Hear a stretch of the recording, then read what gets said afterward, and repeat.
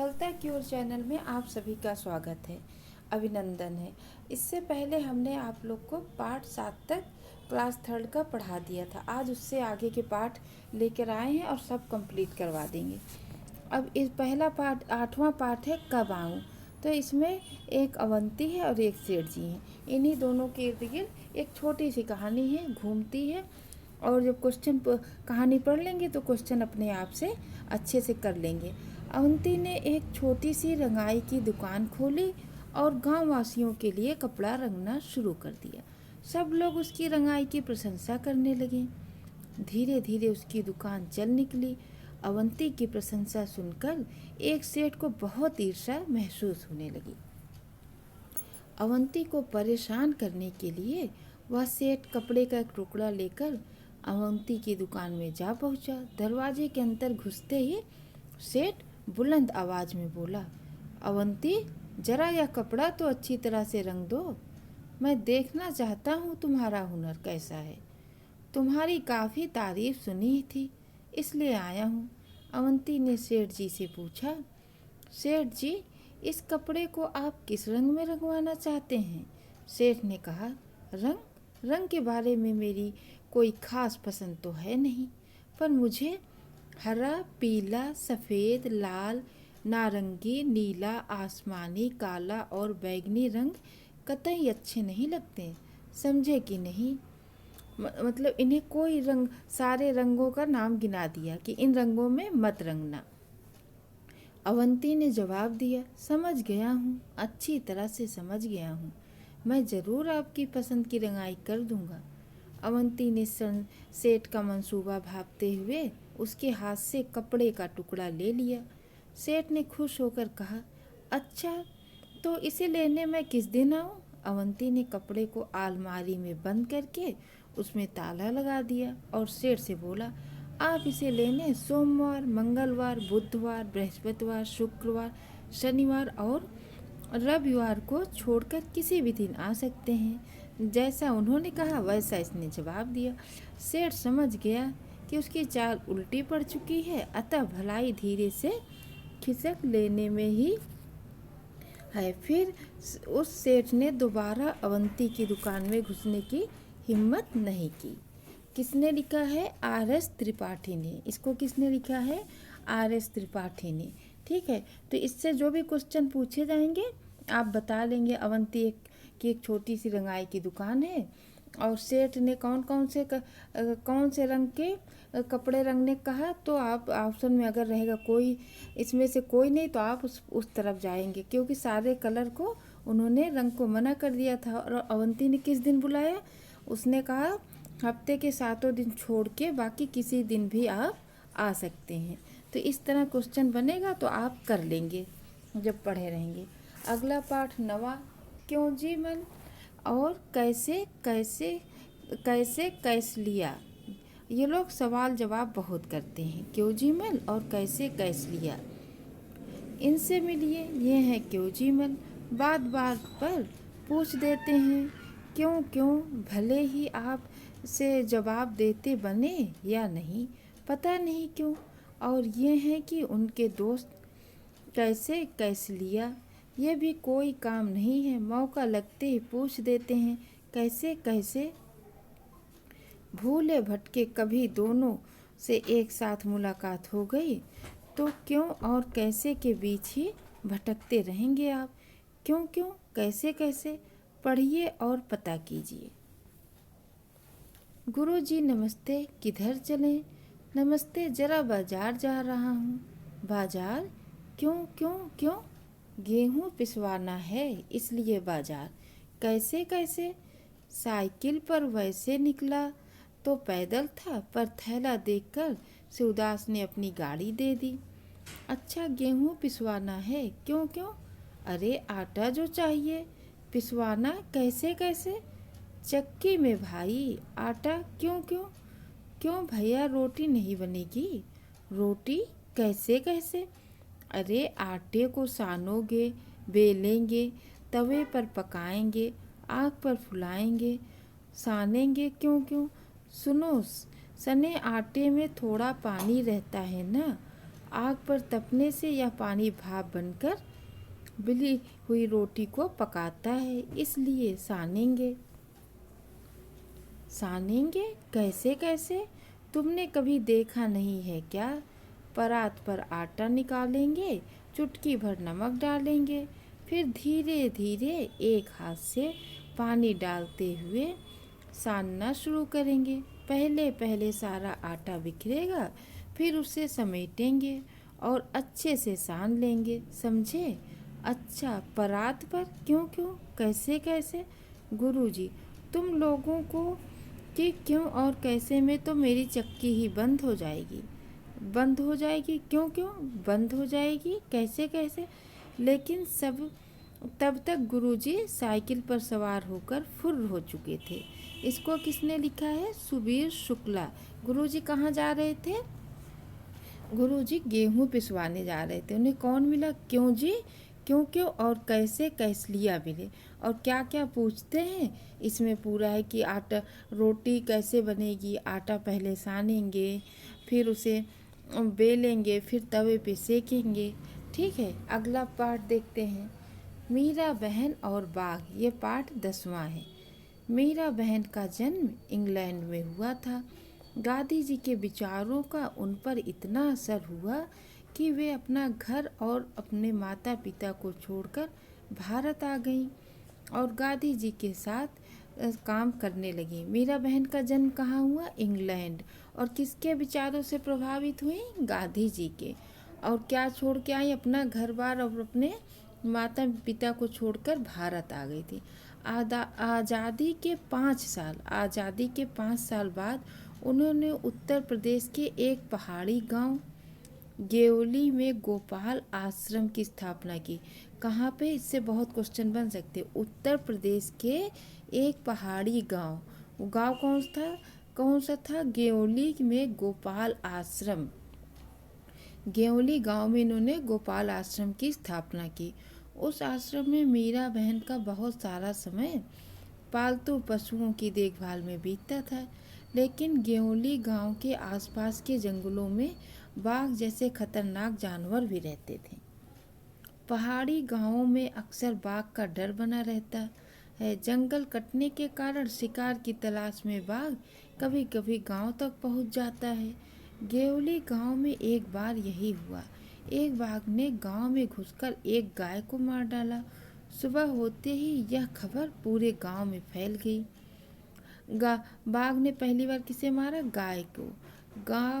गांव के लोग डरे कि यह बाघ कहीं फिर से आकर दूसरे पालतू जानवरों और किसी आदमी को ही अपना शिकार न बना ले।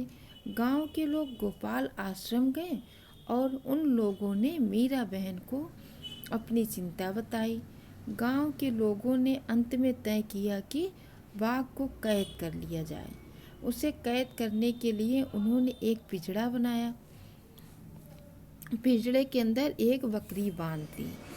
यह योजना यह थी कि बकरी का मिमियाना सुनकर बाघ पिंजड़े की तरफ आएगा।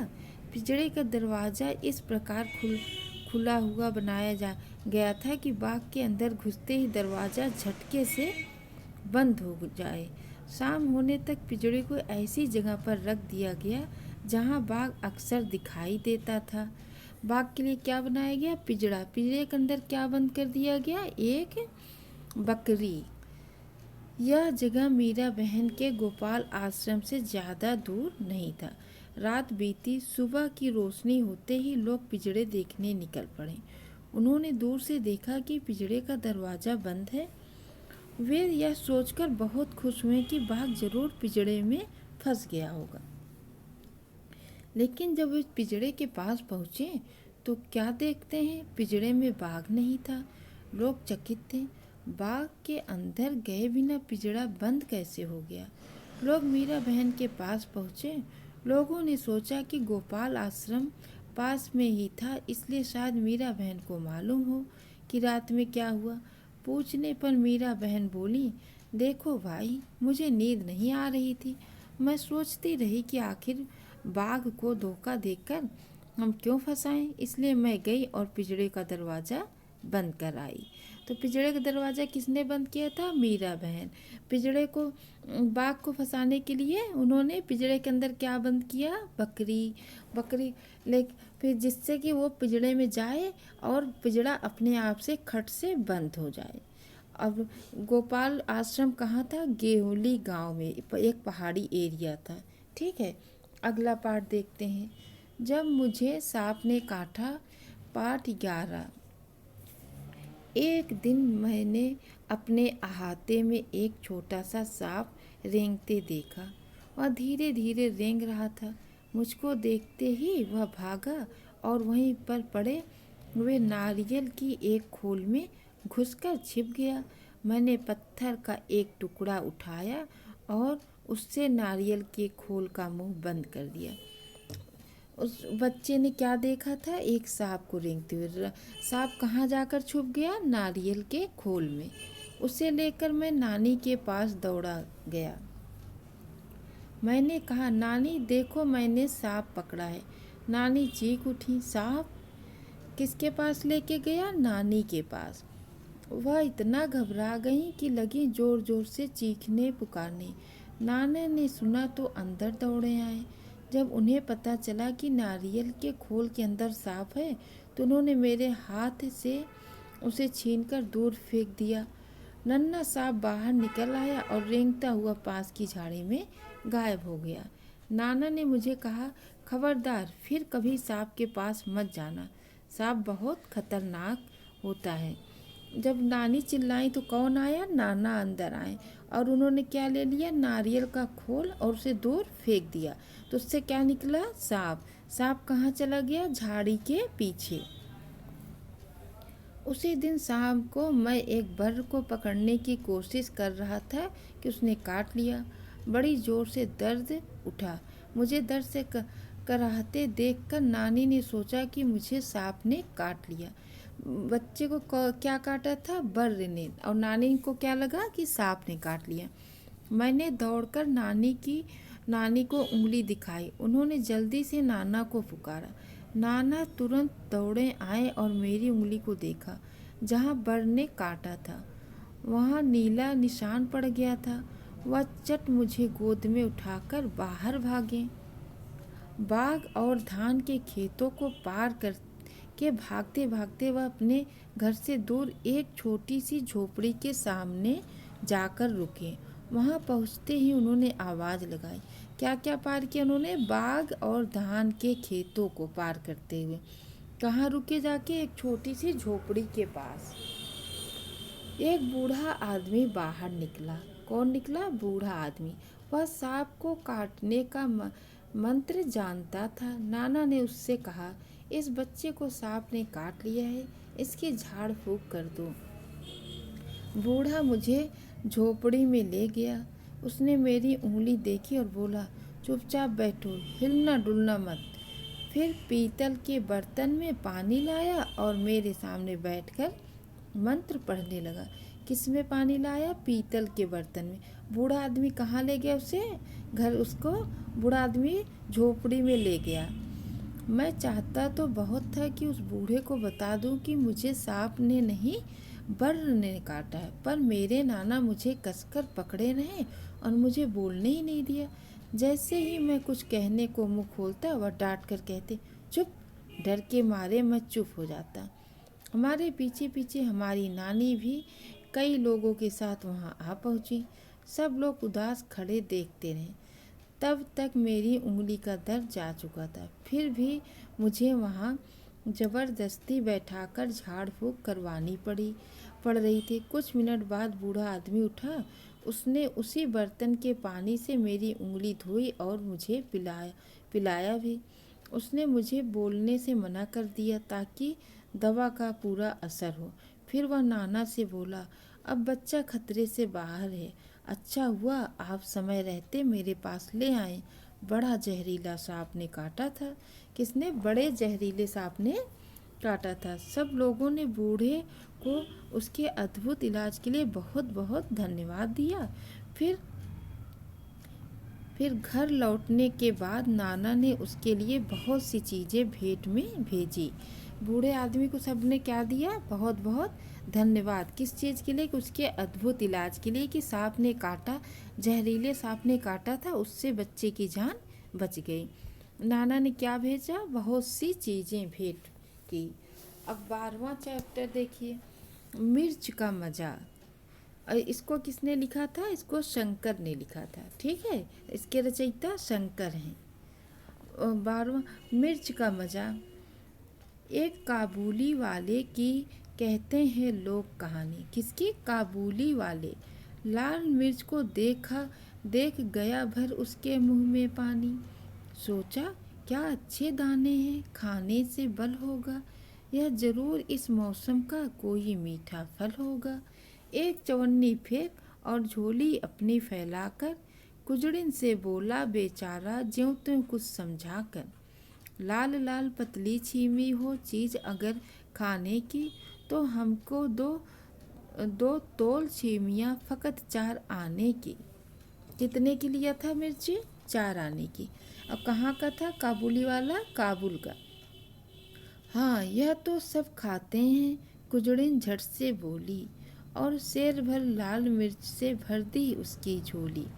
मगर हुआ काबुली फली का सौदा सस्ता पाके, लगा चबाने मिर्च बैठकर नदी किनारे जाके। कहाँ मिर्च खाने लगा? नदी के किनारे। मगर मिर्च ने तुरंत जीभ पर अपना जोर दिखाया, मुँह सारा जल उठा और आँखों में जल भर आया। पर काबुल का मर्द लाल छीमी से क्यों मुख मोड़े? कहाँ का था ये? काबुल का।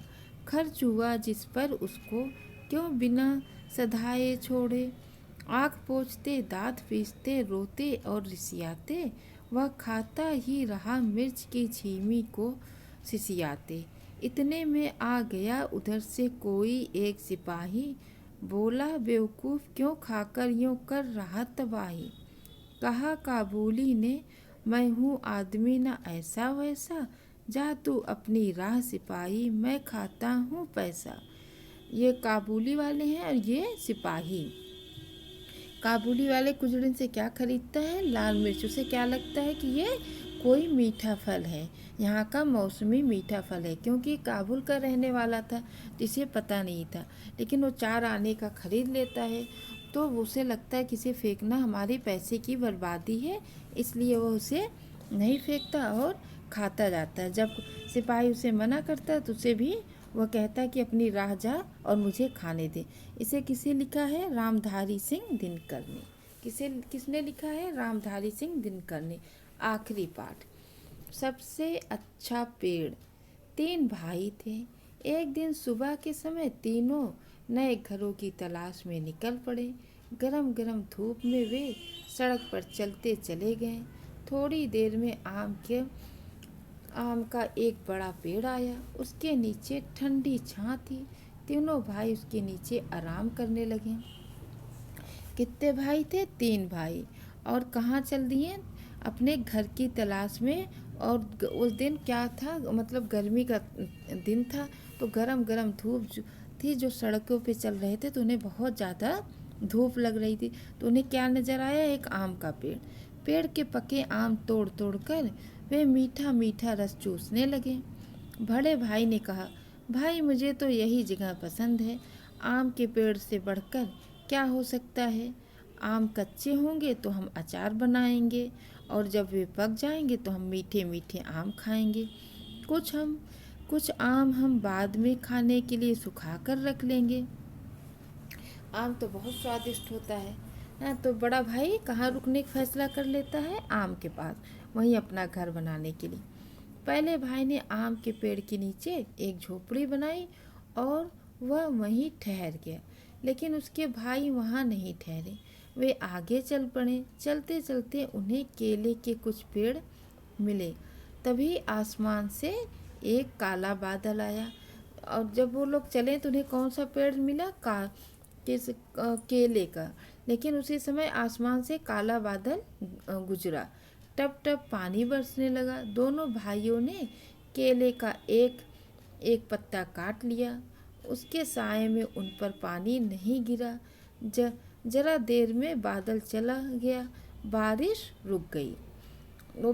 उसका केले का पत्ता जो होता है बड़ा होता है, तो उससे ढकने से, क्योंकि थोड़ी सी बूंदी बांदी हुई तो ये लोग भीगे नहीं। तो दूसरे भाई ने क्या कहा, बड़ी भूख लगी है मुझे भी। तीसरे भाई ने कहा। दोनों ने केले का एक पत्ता चीरा, उन्होंने एक एक टुकड़े पर खाना परोसा और दोनों ने भरपेट खाना खाया। इसके बाद एक एक केला भी खाया। उन लोगों ने क्या खाया, खाना किस पर खाया, खाना केले के पत्ते पर खाया। केले के पत्ते को 2 टुकड़ों में काट कर, और उसके बाद केला भी खाया। दूसरे भाई ने कहा, मैं तो यहीं घर बनाऊंगा, केले के पेड़ से अच्छा क्या होगा, बढ़िया केले खाने को मिलेगा, उनकी सब्जी बनाएंगे, कुछ केले हम बेच देंगे, उनके पैसे से हम चावल खरीद लेंगे और केले के पत्ते भी काम आवेंगे।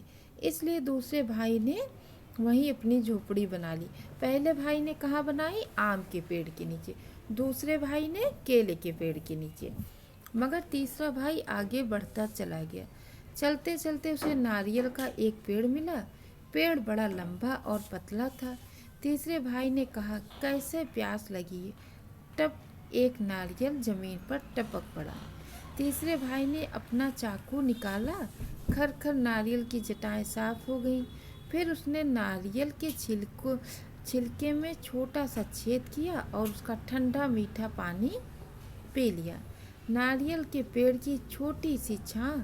तीसरा भाई उसी छां में बैठ गया और सोचने लगा, आम का पेड़ बहुत बढ़िया होता है और आम भी बड़ा अच्छा फल है। केले के पेड़ बड़े काम का होता है और केला खाने में अच्छा होता है। पेड़ नीम का भी अच्छा है, उसकी दातून बड़ी अच्छी रहती है। घर में कोई बीमारी हो तो लोग नीम की टहनियाँ दरवाजे पर लटका देते हैं। पहले आम के पेड़ की तारीफ करता है तीसरा भाई, फिर केले की, फिर किसकी, नीम की। नीम, अगर कोई बीमारी हो तो क्या करते हैं, नीम की टहनी दरवाजे पर लटका देते हैं। इसलिए ऐसे बता रहे हैं कि क्वेश्चन अगर पूछे तो आपके दिमाग में रहे। मेरे पास नीम का पेड़ हो तो मैं उसकी टहनियाँ बेच सकता हूँ और पेड़ मुझे ठंडी छाँ भी देगा। और अगर कहीं मेरे पास रबड़ का पेड़ होता तो मैं अपना चाकू निकाल कर पेड़ की छाल में एक लंबा चीरा लगा देता, चीरे के तले में एक प्याला रख देता, पेड़ की दूधिया रस को मैं प्याले में भर लेता, रस को पकाकर मैं रबड़ बना लेता, रबड़ में मैं बेच देता। रबड़ से लोग गुब्बारे, टायर, तरह तरह की चीज़ें बनाते हैं। अच्छे पेड़ों की क्या कमी है, नारियल के पेड़ की भी सोचो। नारियल की जटाओं को काटकर मैं मोटी डोरियाँ बना सकता हूँ और डोरियों से मैं मजबूत चटाइयाँ भी बना सकता हूँ। रस्सियाँ और चटाइयों को मैं शहर के बाज़ार में बेच सकता हूँ। मैं नारियल का पानी पी सकता हूँ। मैं नारियल की गरी खा सकता हूँ और कुछ गरी सुखाकर मैं खोपरा भी तैयार कर सकता हूँ। खोपरे को पेर कर मैं गोले का तेल निकाल सकता हूँ। गोले का तेल, नारियल का तेल। खोपरा उसको सुखाकर गोले का तेल, साबुन और कितनी ही चीज़ें बनाने के काम आता है। नारियल के छिलके को साफ करके कटोरे और प्याले बना सकता हूँ। ठीक तो है, मेरे लिए तो यही पेड़ सबसे अच्छा है, मैं तो इसी के नीचे घर बनाऊंगा। इसलिए तीसरे भाई ने नारियल के तले अपनी कुटिया बनाई और मज़े में रहने लगा। तुम्हारे लिए कौन सा पेड़ सबसे अच्छा है, इसे किसे लिखा, जे भरत दास। तीसरा भाई कहाँ रुका, नारियल के पेड़ के नीचे। लेकिन उसने सोचा अगर नीम का पेड़ होता वो भी अच्छा होता, अगर रबड़ का पेड़ होता तो उसके तने में मैं क्या कर देता, एक चाकू से चीरा लगा देता और नीचे प्याली रख देता, जिससे उसका दूध या रस उसमें टपकता और फिर उससे वो रबड़ बनाता। रबड़ से तरह तरह की चीज़ें बनती हैं, है ना। तो आज ये पूरा क्लास 3 का हिंदी कंप्लीट हो गई। अगली वीडियो में हम क्लास 4 के चैप्टर लेके आएंगे। आप लोग हमारा वीडियो शुरू से लेकर आखिरी तक ज़रूर देखिए, इसे लाइक, शेयर, सब्सक्राइब करिए, जिसे भी जानते हैं वहाँ तक हमारा वीडियो पहुँचाने की कोशिश करिए। आज के लिए इतना ही, धन्यवाद। अगली वीडियो में फिर मिलेंगे।